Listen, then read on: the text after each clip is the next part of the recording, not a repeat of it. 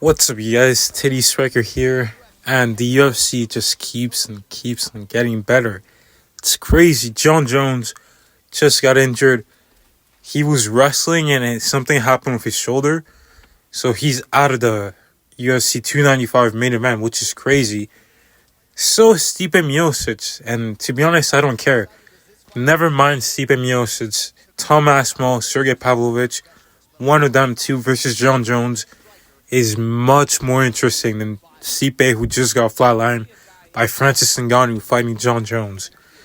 This is crazy, but this is just a crazy good fight. And like the UFC's done this for two back-to-back pay-per-views now, where either the main or co-main or both, something happened and they were able to find replacements. And this is why the UFC is just where it is, and that's why it keeps on growing. This is 295 is the 30th anniversary of the UFC, and it's now headlined by Alex Pereira versus Yuri Prochazka, which by itself, it's like a lot of people are gonna tune in. Like the UFC don't have to worry about pay-per-view buys or anything.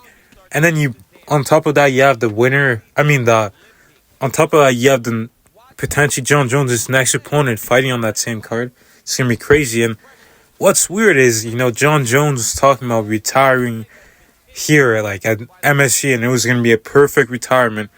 But now things kind of start to change because people have been we've all been wanting to see John Jones versus this newer generation of heavyweights. Like Pavlovich is the closest thing you're going to get to John Jones versus Francis Ngannou.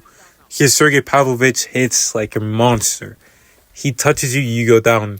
Like, we've seen it against Curtis Blades. We've seen it against Derek Lewis. We've seen it against Tai Tuivasa. Although there's some counter-arguments to that because Tai Tuivasa was coming off a brutal KO loss to Cyril Gane.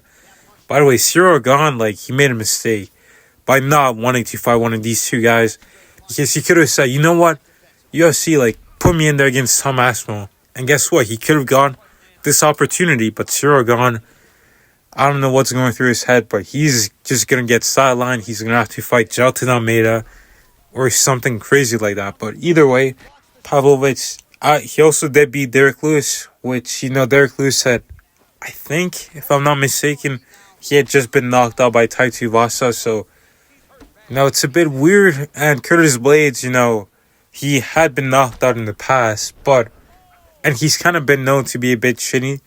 So, but he still knocked him out. So he still hits really, really hard. And it's going to be interesting to see Tom Aspinall go against such a power puncher. But then again, Tom Aspinall is super fast. He does hit hard. And what happens when he touches Sergei Pavlovich on the chin? It's going to be crazy. I guarantee you guys, there's going to be a finish. These guys cannot make it 5 rounds. The way they fight, they're just going to explode. They're going to be more tactical, of course. But eventually, after that feeling out process is done, we're going to see fireworks. And right now, I'm leaning towards Sergei Pavlovich. I just feel like the way he's been fighting and the way he's just been running through these guys, it's just a bit it just feels a bit more impressive than what Tom Aspinall has been able to do. I feel like he's just going to be able to really, hurt Tom Aspinall in the way that Aspinall hasn't been hurt before. It's going to be different out there. But also, can Tom Aspinall take him down? We've seen Alistair Overeem try that. And we've seen Curtis Blades do it. But the thing with Curtis Blades is he waited to get dropped before he shot a takedown, even though he's a wrestler. Curtis Blades has some of the lowest fight IQ we've ever seen inside the octagon. But when he did try to take down Sergei Pavlovich, he failed miserably. Is Tom Aspinall going to be able to take him down? I don't know. It's going to be tough to see. Pavlovich has a really strong base. He's going to throw heat. He's going to throw those uppercuts too. He was landing some nice uppercuts on Curtis Blades' chin. And I think he's going to be able to do something similar to Tom Aspinall. And the thing is, we haven't seen Tom Aspinall get hit that clean. This is some great news. Very exciting fight. Like I said, I think right now I'm going to go with Sergei Pavlovich winning this fight by a 4th round knockout. I could be wrong. Tom Aspinall could go in there and knock Pavlovich out cold. But I'm just so excited. The UFC it's just incredible how they go from John Jones falling out to in seconds. Having this fight up and Cyril gone, you made a mistake. You played yourself. You should not have declined that fight.